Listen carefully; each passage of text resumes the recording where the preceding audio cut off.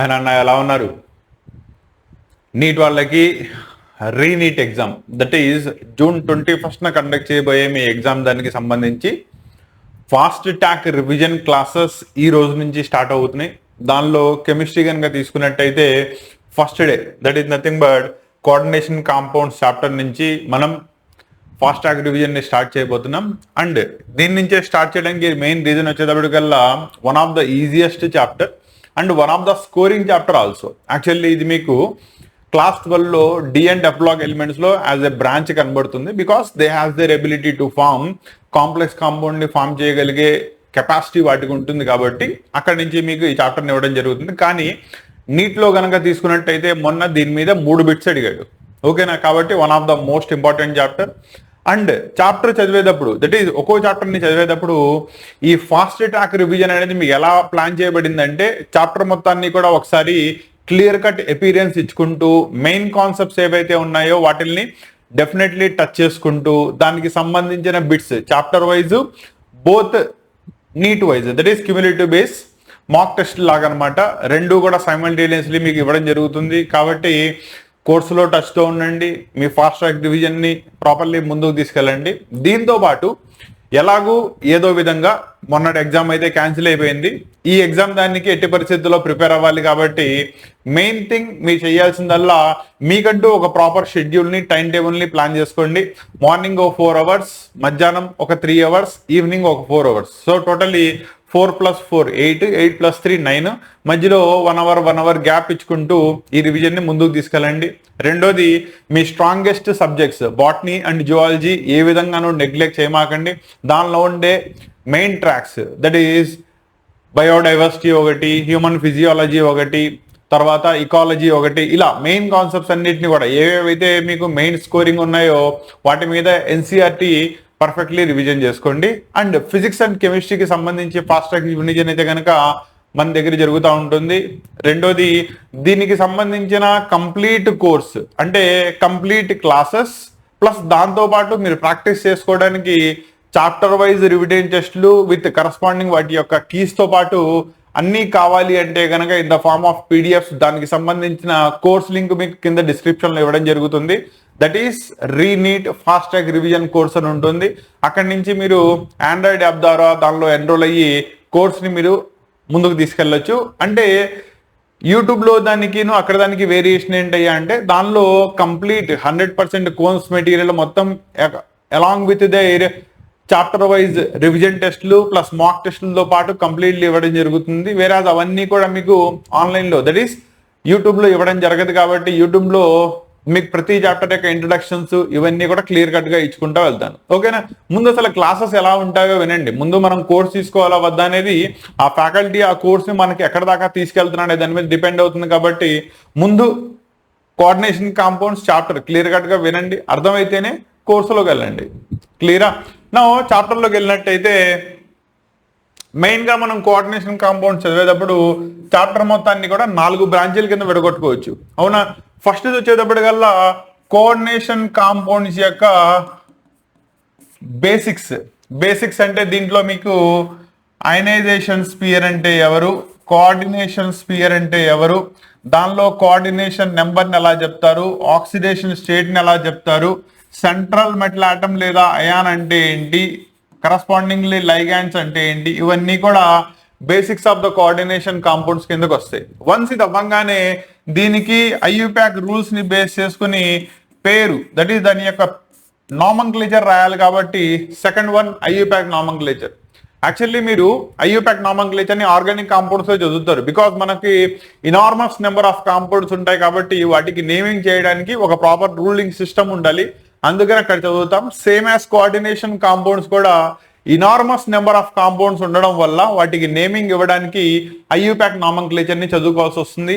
ఇది అయిపోయిన తర్వాత వీటిల్లో ఉండే theories that is theories of the coordination compounds. Werner's theory దగ్గర నుంచి స్టార్ట్ చేసుకున్నట్టయితే valence bond theory, Sidgwick theory and last లో క్రిస్టల్ ఫీల్డ్ థియరీ, దాంతో మీకు క్లోజ్ అయిపోతుంది. అండ్ దీంతో పాటు సర్టెన్ అమౌంట్ వచ్చేటప్పటికల్లా ఐసోమెరిజం. వీటిల్లో కూడా మాలిక్యులర్ ఫార్ములా సేమ్ గా ఉండి structural arrangements that is both bonding లోను లేదా స్పేషియల్ అరేంజ్మెంట్ లోను వేరియేషన్ చూపిస్తాయి కాబట్టి ఈ కాంపౌండ్స్ కూడా ఐసోమెరిజం ని చూపిస్తాయి. Both structural isomers and stereo isomers వాటిని డిస్కస్ చేయడం. కాబట్టి దీనిలో మెయిన్ 4 టాపిక్స్ వచ్చేటప్పటికల్లా ఈ 4 టాపిక్స్ ని డిస్కస్ చేయడం జరిగింది. ఒక్కొక్క టాపిక్ నుంచి ఒక్కో బిట్ వేసుకోండి. సో ఓవరాల్ గా ఈ చాప్టర్ నుంచి మీరు 4 బిట్స్ ని ఎక్స్పెక్ట్ చేయొచ్చు. క్లియరా? 1 by 1 కంప్లీట్ చేసుకుంటూ వెళ్దాం.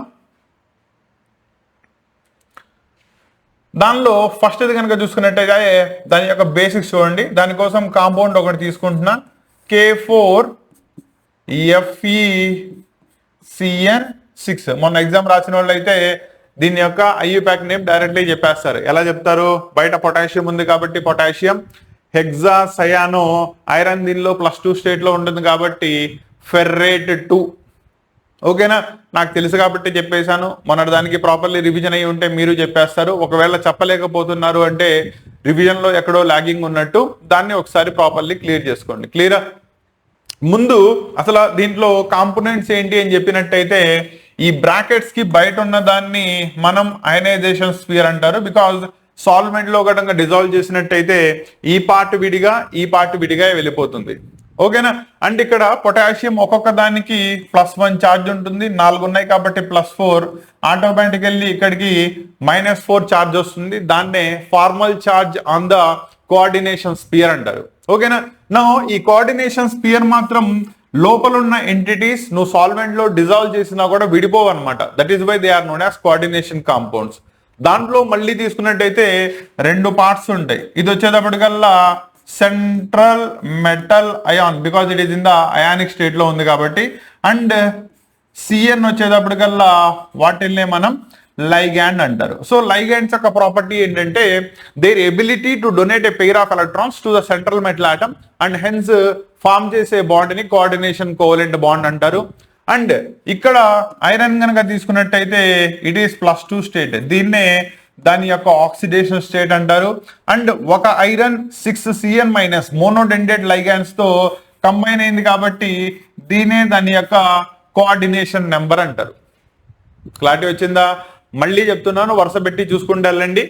బ్రాకెట్ బయట ఉన్న దాన్ని అయనైజేషన్ స్పియర్ అంటారు. బికాస్ దాన్ని సాల్వెంట్ లో డిజాల్వ్ చేసినప్పుడు కంప్లీట్లీ అయనైజ్ అయిపోతుంది కాబట్టి. నౌ కోఆర్డినేషన్ స్పియర్ లోకి వెళ్ళినట్టయితే ఒక సెంట్రల్ మెటల్ ఆటమ్ లేదా అయాన్ ఉంటుంది. దానికి అటాచ్ అయిన లైగాండ్స్ ఉంటాయి. ఎన్ని మోనోడెండేట్ లైగాండ్స్ అయితే అటాచ్ అయినాయో దాన్ని బేస్ చేసుకుని దాని యొక్క కోఆర్డినేషన్ నెంబర్ వస్తుంది. And central metal atom A state లో అయితే ప్రజెంట్ అయి ఉందో దట్ ఈస్ దాని యొక్క ఛార్జ్ నే దాని యొక్క ఆక్సిడేషన్ స్టేట్ అంటారు. క్లియరా? నౌ దీనిపైన ఉన్న ఆక్సిడేషన్ స్టేట్ +2 సపోజ్ నీకు తెలియదు అనుకుందాం. దాన్ని ఎలా ఫైండ్ అవుట్ చేయాలి? తెలియదు కాబట్టి దాన్ని సమ్ X అనుకోండి. కానీ లైగాండ్ యొక్క ఛార్జ్ మాత్రం కంపల్సరీ తెలిసి ఉండాలి. List of ligands. ఓకేనా? ఆ లిస్ట్ ఆఫ్ లైగాండ్స్ ఏ లైగాండ్స్, మోనోడెండేట్ ఏంటి, బైడెండేట్ ఏంటి, ఇవన్నీ కూడా మళ్ళీ ఇక్కడ ఫాస్ట్ ట్రాక్ డివిజన్ లో చెప్పడం కుదరదు కాబట్టి ఆ లైగాండ్స్ యొక్క లిస్ట్ అంతా కూడా మీకు PDF రూపంలో ఇచ్చేస్తాను. అక్కడ వాటిని రివైజ్ చేసుకోండి. నో దీంతో వచ్చేటప్పటికల్లా -1 6 ఉన్నాయి కాబట్టి -6 is equal to coordination sphere మీద ఉన్న ఫార్మల్ ఛార్జ్ ఎంత ఉంది?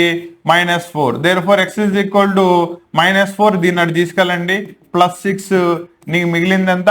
+2. కాబట్టి దీనిలో ఐరన్ అనేది +2 ఆక్సిడేషన్ స్టేట్ లో ఉంది. క్లారిటీ వచ్చిందా? ఇలా basics of the coordination compounds లో కోఆర్డినేషన్ నెంబర్ ఎంత, ఆక్సిడేషన్ స్టేట్ ఎంత, అయానిక్ స్పియర్ ని బేస్ చేసుకుని కోఆర్డినేషన్ స్పియర్ మీదకి ఎంత ఫార్మల్ ఛార్జ్ వస్తుంది, అండ్ లైగాండ్స్ యొక్క లిస్ట్ మోనోడెండేట్ ఎవరు, బైడెండేట్ ఎవరు, ట్రైడెండేట్, ఫైనల్లీ హెక్సాడెండేట్ దట్ ఈస్ EDTA దాకా ఉన్న వాటిని రివైజ్ చేసుకుంటూ వెళ్ళాలి. దీన్ని బేస్ చేసుకుని మనం కోఆర్డినేషన్ కాంపౌండ్స్ యొక్క బేసిక్ ప్రాపర్టీస్ ని చెప్పొచ్చు. అండ్ ఈ బేసిక్ ప్రాపర్టీ నుంచి మీకు ఒక మెయిన్ ఇంపార్టెంట్ బిట్ అడిగాడు, మొన్న కూడా అడిగాడు. దట్ ఈస్ ఒక కోఆర్డినేషన్ కాంపౌండ్ లో సెంట్రల్ మెటల్ ఆటమ్ యొక్క EAN వాల్యూని చెప్పడం. That is effective atomic number ఎంత అవుతుంది అని అడుగుతాడు. ఓకేనా? దీన్ని యాక్చువల్లీ సిడ్జ్విక్ థియరీ ఎక్స్ప్లెయిన్ చేస్తుంది. మీకు థియరీస్ ఆఫ్ కోఆర్డినేషన్ కాంపౌండ్స్ మాట్లాడేటప్పుడు అక్కడ దాని గురించి దాన్ని డిస్కస్ చేస్తాం. క్లారిటీ వచ్చిందా? నో సో బేసిక్స్ అన్ని కూడా క్లియర్ అయిపోయినట్టేనా? సో మళ్ళీ ఒకసారి జాగ్రత్తగా చూసుకున్నానా. ఎక్కడైనా డౌట్ ఉంటే కనుక కామెంట్ లో తెలియజేయండి. మీ ప్రతి కామెంట్ కి నేను రిప్లై ఇస్తాను. ఓకేనా? ఎందుకంటే మీకు నాకు మధ్యలో ఉన్న ఇంటర్ఫేస్ ఏంటి, కామెంట్స్ ఒకటే కదా. కాబట్టి మీ ప్రతి కామెంట్కి నేను మాక్సిమం రిప్లై ఇవ్వడానికి ట్రై చేస్తాను. ఎందుకంటే రేపు 21st ఎగ్జామ్ రాయాలి, మళ్ళీ డౌట్స్ పెట్టుకుని ఎగ్జామ్స్ రాయలేరు. కాబట్టి మనం డిస్కషన్స్ కూడా క్లియర్ కట్గా తీసుకెళ్దాం. క్లియరా? నో దీనిలో రెండో పార్ట్ దగ్గరికి వెళ్ళండి. దట్ ఈస్ ఐయుపాక్ నామన్క్లేచర్ రాయాలి. సో ఇప్పుడు చెప్పిన కాంపౌండ్ తీసుకుందాం. K4FeCN6. ఇప్పుడే దీని యొక్క ఆక్సిడేషన్ స్టేట్ ని కూడా కనుక్కున్నారు. It is +2. క్లియరా? నో దీనికి సింపుల్ లాజిక్ చెప్తాను చూడండి. ఇప్పుడు నార్మల్లీ మనం సాల్ట్స్ తీసుకుంటే NaCl, అవునా? దాన్ని ఏమంటారు?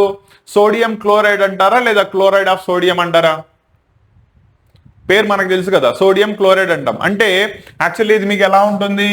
సోడియం +1 క్లోరిన్ -1 ఈ ఫామ్ లో ఉంటుంది. కరెక్టేనా? సో దానిలో కనుక తీసుకున్నట్టయితే ప్లస్ పార్ట్ దాన్ని ముందు పేరు చెప్పావు, నెగిటివ్ దట్ ఈస్ మైనస్ ఉన్న దాన్ని తర్వాత చెప్పావు. కరెక్టేనా? సేమ్ రూల్ కోఆర్డినేషన్ కాంపౌండ్స్ కూడా అప్లై అవుతుంది. అంటే దీనిలో ప్లస్ పార్ట్ యొక్క పేరుని ముందు చెప్తావు, మైనస్ పార్ట్ పేరుని తర్వాత చెప్పడం జరుగుతుంది. కాబట్టి ఇందులో కూడా మనం చార్జెస్ ని, ఫార్మల్ చార్జెస్ ని రాసుకోవాలి. ఇది వచ్చేటప్పటికల్లా +1 4 ఉన్నాయి కాబట్టి ఇక్కడ ఓవరాల్ గా -4 will be the charge. So ముందు ఎవరి పేరు చెప్పాలి? Positive charge. That is nothing but potassium యొక్క పేరుని ముందుగా రాస్తాం. ఫస్ట్ పాయింట్ క్లారిటీ వచ్చిందా? సెకండ్ పాయింట్, మైనస్ ఉన్నది కోఆర్డినేషన్ స్పియర్ ఫామ్ లో ఉంది కాబట్టి దాని దగ్గరికి వెళ్ళాలి. దీనిలో రాసేటప్పుడు ముందు లైగాండ్ యొక్క పేరు రాయాలి అండ్ దాని యొక్క కోఆర్డినేషన్ నెంబర్ ని ముందు మెన్షన్ చేయాలి. అంటే ఎన్ని లైగాండ్స్ అటాచ్ అయినాయి అని. లైగాండ్ వచ్చేటప్పటికల్లా CN- కాబట్టి సయానో, మైనస్ ఉంది కాబట్టి లాస్ట్ లో ఓతో ఎండ్ అవుతుంది. 6 ఉన్నాయి కాబట్టి హెక్సా. సో పేరు వచ్చేటప్పటికల్లా హెక్సా సయానో. అయిపోయిందా? So next central metal atom పేరు రాయాలి. సెంట్రల్ మెటల్ ఆటం ఇక్కడ +2 స్టేట్ లో ఉంది కాబట్టి ఇట్ ఈస్ ఫెర్రస్ లేదా ఐరన్ అని రాయాలి. కాకపోతే ముందు ఫార్మల్ ఛార్జ్ ఉన్నదని చూసుకోవాలి. ఫార్మల్ ఛార్జ్ కనుక నెగిటివ్ లో ఉన్నట్టయితే దాని యొక్క పేరు చివర మనం కంపల్సరీగా 8 అనేదాన్ని యాడ్ చేయాలి. Ferrous +8 ferrate.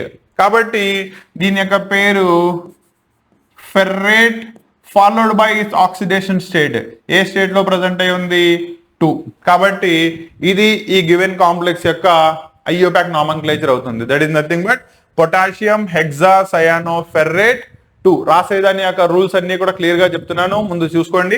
ముందు పాజిటివ్ దాని యొక్క పేరు రాసాం, తర్వాత కోఆర్డినేషన్ స్పియర్ యొక్క పేరు రాసేటప్పుడు ఎన్ని లైగాండ్స్ అటాచ్ అయినాయో రాసి తర్వాత లైగాండ్ యొక్క పేరు రాశారు. లైగాండ్ యొక్క పేరులో చివర ఓతో ఎండ్ అవుతుందంటే that indicates it is a negative ligand అని. తర్వాత ఫెర్రేట్ లాస్ట్ లో 8 అనేది మైనస్, దట్ ఈస్ నెగిటివ్ లో ఫార్మల్ ఛార్జ్ కనుక ఉన్నట్టయితే అక్కడి నుంచి దాన్ని రాయడం జరుగుతుంది. అండ్ లాస్ట్ లో దాని యొక్క ఆక్సిడేషన్ స్టేట్ ని ఇన్ రోమన్ నెంబర్స్ లో ఎక్స్ప్లెయిన్ చేయాల్సి వస్తుంది. క్లియరా? ఇదే టైప్ లో ఎనదర్ ఎగ్జాంపుల్ చూద్దాం. క్లియరా? సో ఎనదర్ ఎగ్జాంపుల్ వచ్చేటప్పటికల్లా ఇలా తీసుకోండి. NiH2O6 బయట SO4 ఉంది. క్లియరా? నా ఇప్పుడు దీని పేరు రాయాలి. ఇందాక కోఆర్డినేషన్ స్పియర్ నెగిటివ్ లో వెళ్ళింది కదా, ఈసారి కోఆర్డినేషన్ స్పియర్ పాజిటివ్ లో వస్తే ఏం చూద్దాం. సో ఇక్కడ -2 అయితే ఇది +2 వస్తుంది. వాటర్ వచ్చేటప్పటికల్లా 0 కాబట్టి నికెల్ దీనిలో +2 ఆక్సిడేషన్ స్టేట్ లో ప్రజెంట్ అయి ఉంది. క్లియరా? పేరు రాసేటప్పుడు ముందు పాజిటివ్ దాని యొక్క పేరు ముందు రాయాలి.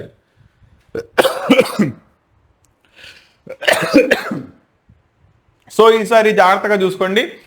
పాజిటివ్ ప్లేస్ లో కోఆర్డినేషన్ స్పియర్ ఉంది కాబట్టి కోఆర్డినేషన్ స్పియర్ సేమ్ రూల్, ముందు లైగాండ్స్ రాయాలి, తర్వాత సెంట్రల్ మెటల్ ఆటం, దాని యొక్క ఆక్సిడేషన్ స్టేట్ అయిపోయిన తర్వాత నెగిటివ్ దాని దగ్గరికి వెళ్ళాలి. సో ముందు ఇది రాసేటప్పుడు 6 ఉన్నాయి కాబట్టి హెక్సా. H2O అంటే it is aqua, neutral state లో ఉంటుంది. హెక్సా ఆక్వా ఉన్నది నికెల్ +2 అంటే పాజిటివ్ లో ఉంది. పాజిటివ్ లో వచ్చినప్పుడు దాని యొక్క original name that is common name ఏదైతే అదే రాస్తాం, నికెల్ కాబట్టి it is NiCKEl present in the +2 oxidation state. ఓకేనా? మీరు ఇక్కడ జాగ్రత్తగా అబ్జర్వ్ చేసినట్టయితే నేను దీనిలో ఈసారి 8 అని మెన్షన్ చేయాల. ఎందుకు మెన్షన్ చేయాల? బికాస్ ఫార్మల్ ఛార్జ్ పాజిటివ్ లో ఉన్నప్పుడు 8 రాయాల్సిన అవసరం లేదు, దాని యొక్క కామన్ నేమ్ ని రాస్తే సరిపోతుంది. సపోజ్ Fe ఉంది, ఐరన్ అని రాస్తావు, సిబో ఉంది, కోబాల్ట్ అని రాస్తావు. అదే మైనస్లో ఉందనుకోండి, కోబాల్టేట్, ఫెర్రేట్, నికెలేట్, అలా 8 ని యాడ్ చేసి రాయాలి. క్లియరా? No hexa, aqua, nickel 2, last లో బయట ఉన్నదల్లా it is nothing but sulphate. ఓకేనా? అండ్ సల్ఫేట్ 1 ఉందా, 2 ఉందా, 4 ఉందా నేను చెప్పాల్సిన అవసరం లేదు, బికాస్ ఫార్మల్ ఛార్జ్ని బట్టి దాని యొక్క బ్యాలెన్సింగ్ అనేది తెలిసిపోతుంది. కాబట్టి అక్కడ స్పెషల్లీ దాన్ని మెన్షన్ చేయాల్సిన అవసరం లేదు. సెకండ్ పార్ట్ అర్థమైందా? సో ఇది. సో రెండింటిని కూడా మీరు జాగ్రత్తగా చూసుకున్నట్టయితే ఈ 2 టైప్ ఆఫ్ జనరల్లీ మీకు ఐయుపాక్ నామన్క్లేచర్లో అడగడం జరుగుతూ ఉంటుంది. దీంట్లోనే ఈ రెండిట్లో కనుక తీసుకున్నట్టయితే న్యూట్రలైజ్ అయిపోయింది, అవునా? అలా కాకుండా అయానిక్ స్టేట్లో అలాగే ఉండిపోతే ఏమవుతుందో చూద్దాం. ఇప్పుడు రాసిన దాన్నే తీసుకోండి, NiH2O6 న్యూట్రలైజ్ అవ్వలా, కాబట్టి ప్లస్ అలాగే ఉంది. ఎప్పుడైతే న్యూట్రలైజ్ అవ్వలేదో ఆ కోఆర్డినేషన్ కాంపౌండ్ యొక్క పేరు అయాన్తో ఎండ్ అవ్వాలి. జాగ్రత్తగా గుర్తుపెట్టుకోండి, రిమైనింగ్ పార్ట్ అంతా సేమ్ ఉంటుంది. కాబట్టి it is also hexa, aqua, nickel 2, last లో ఉన్న సల్ఫేట్ గారిని తీసేసి ఏం రాశారు, అయాన్ అని మెన్షన్ చేశారు. Because it is in the non neutral state. Ionic state ఇలాగే ఇంకా అలాగే ఉందని చెప్పడానికి లాస్ట్ లో మనం అయాన్ అనే దాంతో ఎండ్ అవుతారు. అండ్ దీంట్లో లాస్ట్ ఎగ్జాంపుల్ చూడండి.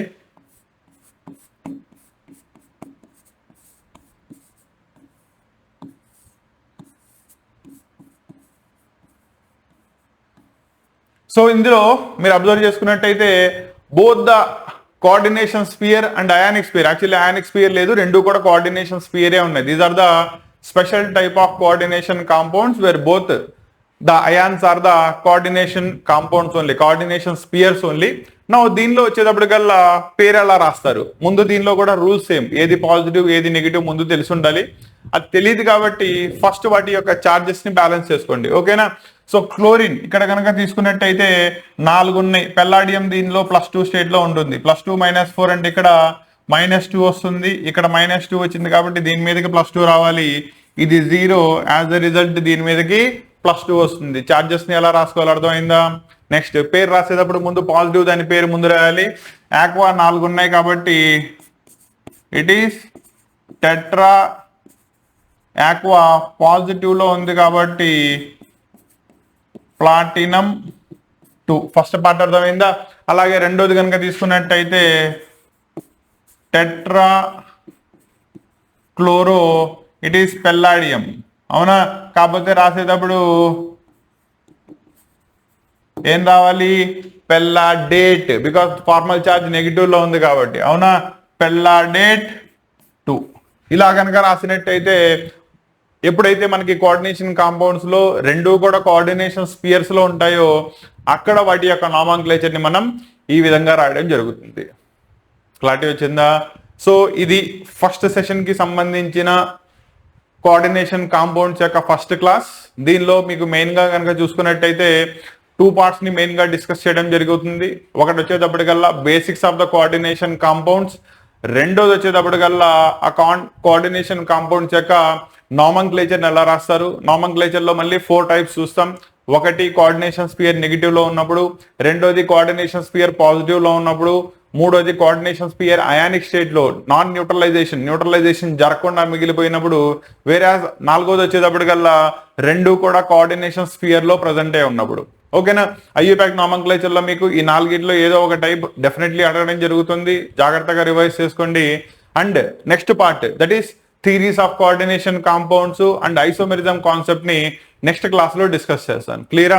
అండ్ ఇక్కడ మళ్ళీ చెప్తున్నాను, ఈ కోర్సెస్ అనేవి యూట్యూబ్ లో ఇదే విధంగా రన్ అవుతూ ఉంటాయి. వేరాజ్ మీకు ఛానల్లో దట్ ఈస్ మన కోర్సులో కనుక తీసుకున్నట్టయితే కంప్లీట్ క్లాసెస్ అండ్ వాటితో పాటు supporting material, for an example ఈ చాప్టర్ లో కనుక తీసుకున్నట్టయితే లైగాండ్ కాంపౌండ్స్ యొక్క లిస్ట్, స్టాండర్డ్ పేర్లు ఎలా రాయాలి వాటి యొక్క లిస్ట్, మెటల్ అయాన్స్ యొక్క లిస్ట్, ఐయుపాక్ నామన్క్లేచర్ ప్రాక్టీస్ బిట్స్, ఇలా ఇవన్నీ కూడా మీకు పీడిఎఫ్ ఫామ్లో దానిలో అందించడం జరుగుతుంది. సో దట్ మీరు రివిజన్ చేసుకోవడానికి కానీ, లేదా వాటి నుంచి నోట్స్ ప్రిపేర్ చేసుకోవడానికి కానీ, లేదా ఫాస్ట్గా రివిజన్ కంప్లీట్ చేసుకోవడానికి కానీ ఈ మెటీరియల్ అనేది పనికి వస్తుంది.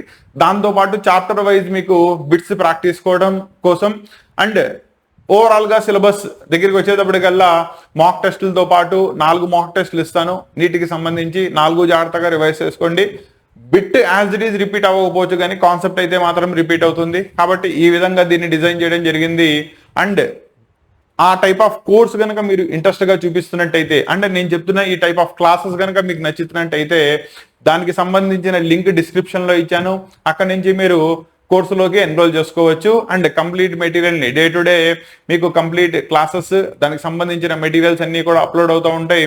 మీరు సైమల్టేనియస్ రివిజన్ని ముందుకు తీసుకెళ్ళొచ్చు. ఓకేనా? ఆల్ ద బెస్ట్ నాన్న. నెక్స్ట్ క్లాస్లో మళ్ళీ కలుస్తాను.